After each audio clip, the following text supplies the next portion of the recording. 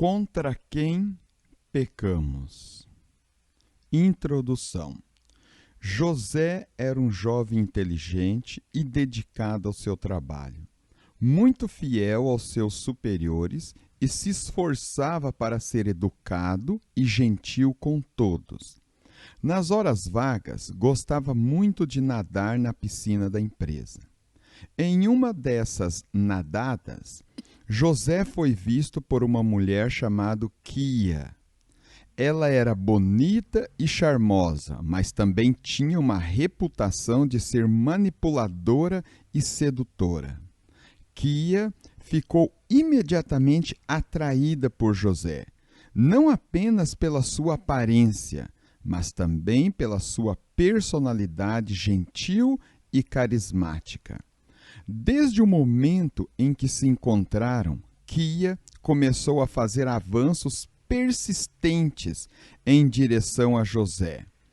Ela o convidava para sair, mandava mensagens constantemente e procurava oportunidades para se aproximar dele.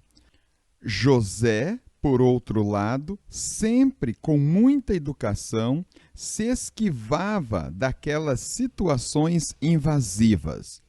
Um certo dia, Quia não aguentou mais a tamanha tentação e desejo. Vai até a piscina e antes de José entrar na água, ela o ataca.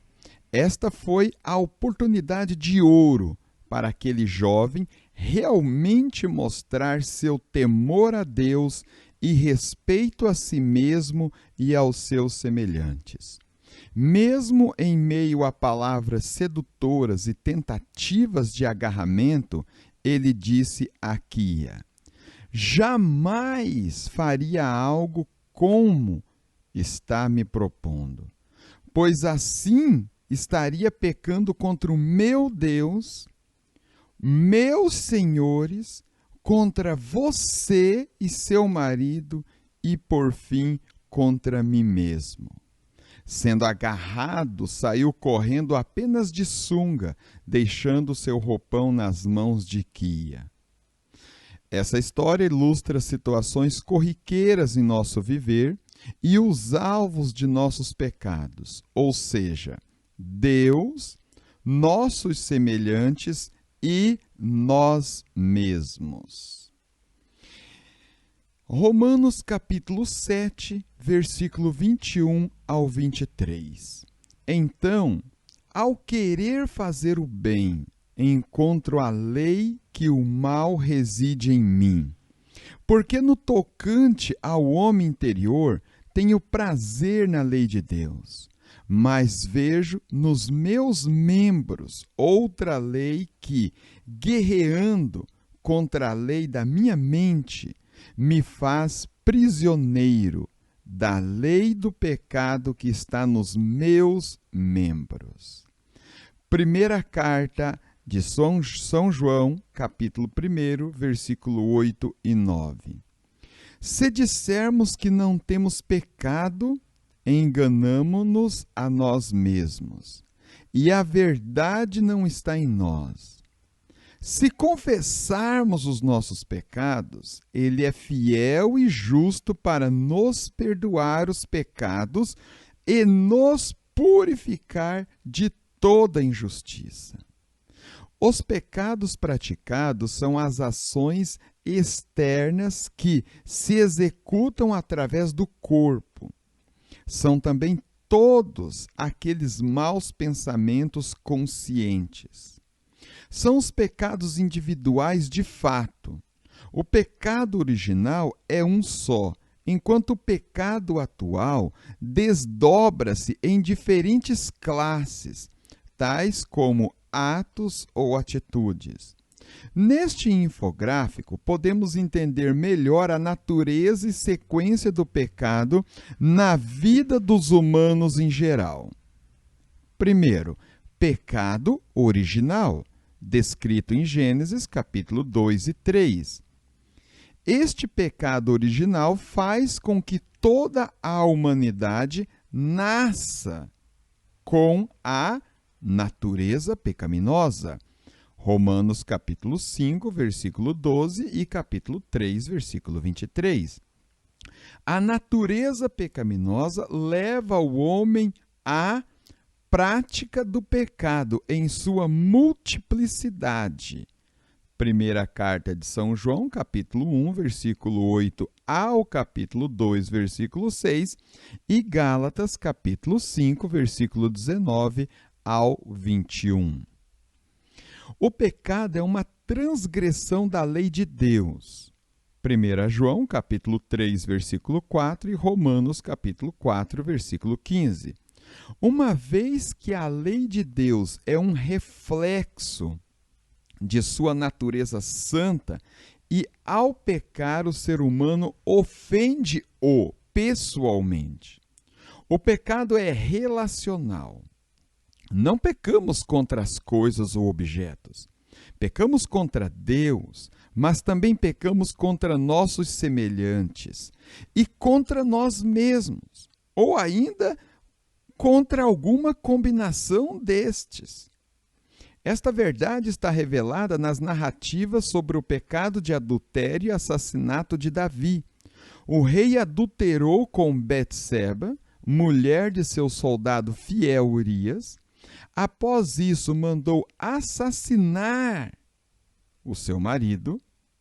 Uma série de pecados, mentiras, enganos, adultérios, assassinato, entre tantos outros. Pecados contra seus semelhantes, contra si mesmo, como está descrito 1 Coríntios capítulo 6, versículo 18 ao 20.